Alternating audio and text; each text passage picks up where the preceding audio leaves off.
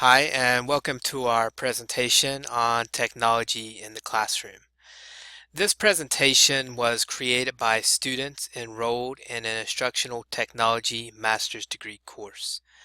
Many of the students who created this presentation are currently teachers, and the information I will present speaks to their knowledge and their experiences. I am Joshua Walker, and I will be your presenter. I am a student completing my master's degree in educational media, and I hope to begin teaching in the fall.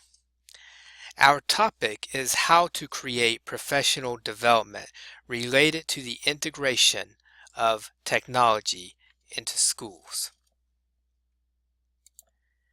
Now, as we consider this topic, the concept of vision is of primary importance. So what is vision? I think an analogy will best illustrate this concept. A vision is like a lighthouse that gives direction to our journey. Without a vision, you are a ship lost at sea, at the mercy of unforeseen perils. Notice I said that the vision gives direction. The vision is not the stops along the way, nor is it a destination you wish to arrive at in the near future. A vision, rather, is a short statement that lays out some desired future state. The vision guides all that you will do and all that you will accomplish. From the vision, you derive your short-term and long-term goals and objectives. From those goals and objectives, you create your detailed plans. So what defines a good vision statement? A good vision identifies direction and purpose. That is to say that the vision states in bold terms what the individual or school would like to achieve. A good vision is persuasive and credible. By this I mean a vision statement must be bold, it must look forward to a desired future state, and yet it must also be credible. If a school puts forth a vision statement that the teachers know is impossible, they will not be persuaded to act in accordance with that vision. Finally, a vision inspires commitment. The vision describes that future state that is both desirable and achievable. Teachers then strive to achieve this vision.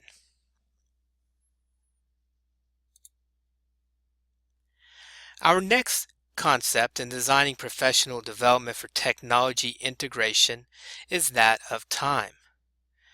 As we instruct our teachers on how to integrate technologies into their classrooms, we must give our teachers time. Time to play, time to ask questions, and time to teach. Let's start with time to play. Our teachers are not unlike our students. They learn best with hands-on activities. You should therefore give your teachers time to play with the devices and software. As they play with the devices and the software, they will inevitably have questions. That brings us to the second point. You should give your teachers ample time to ask those questions. Finally, you should give your teachers time to teach. Do not provide too much information in one session. Provide the essential information and let your teachers try it out in the classroom.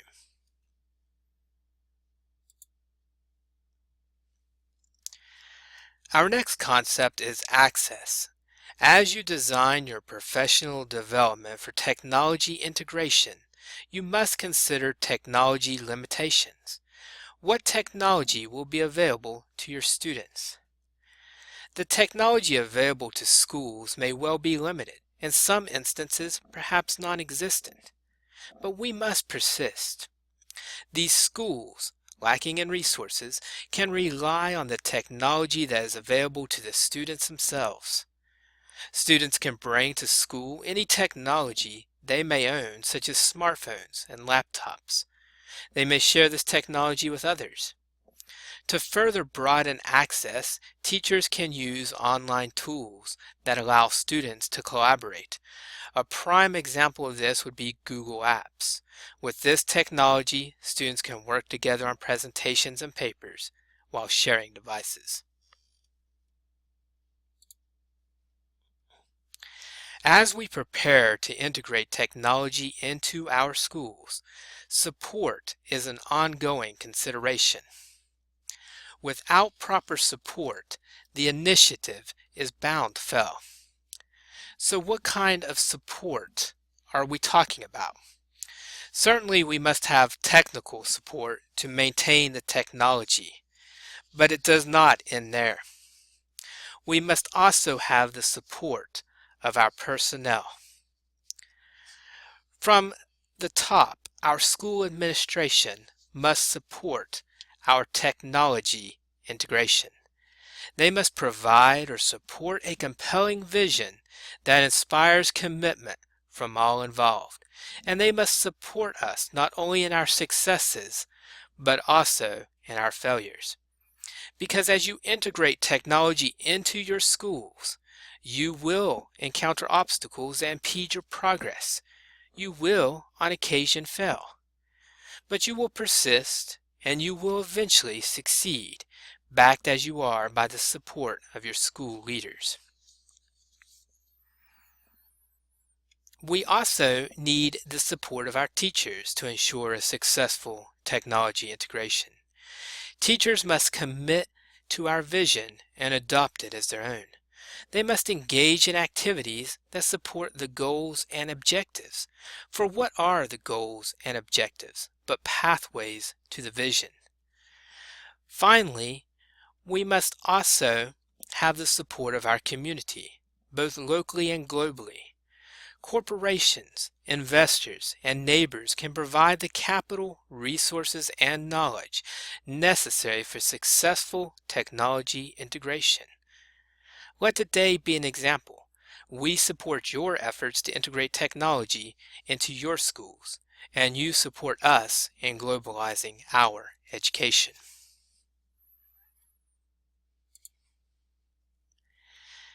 Now, as you deliver your professional development for technology integration, and as your teachers implement your recommendations, you will want to gather feedback from those teachers. You will want to discuss what worked and what did not work, what was successful and what was unsuccessful. Try as we might to offer recommendations that are tested and research-based, the real world will often not cooperate. You will face unforeseen obstacles and unexpected pitfalls. We gather feedback to learn about these obstacles and to modify our training accordingly.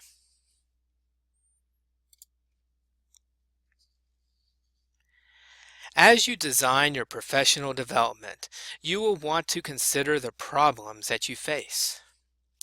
These problems are unique for each school, depending on the country, the location within the country, and many other variables.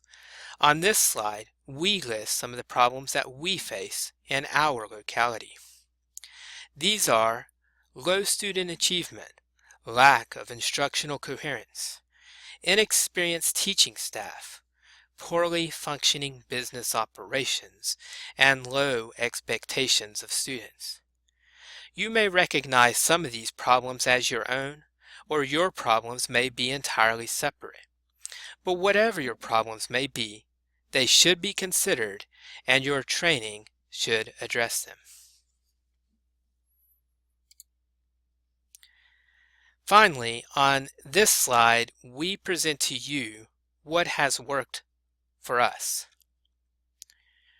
We start with what I believe to be the most important point, and that is share ideas with one another. Don't keep all the good stuff to yourself. When thinking about resources, we often consider money and time, materials and supplies, but we ignore the most valuable resource of all, knowledge. Develop methods by which to capture this knowledge and share that knowledge with others.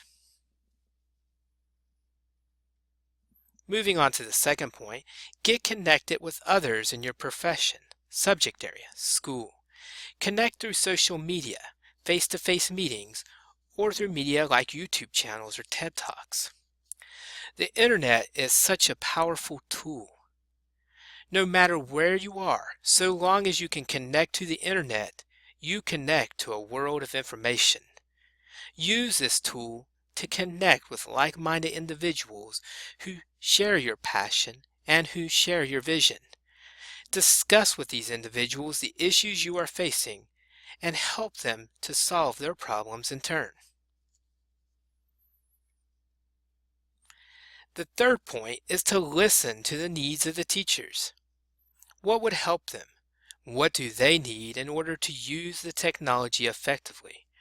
Remember, as you create your professional development, the teachers are, in a sense, your customers.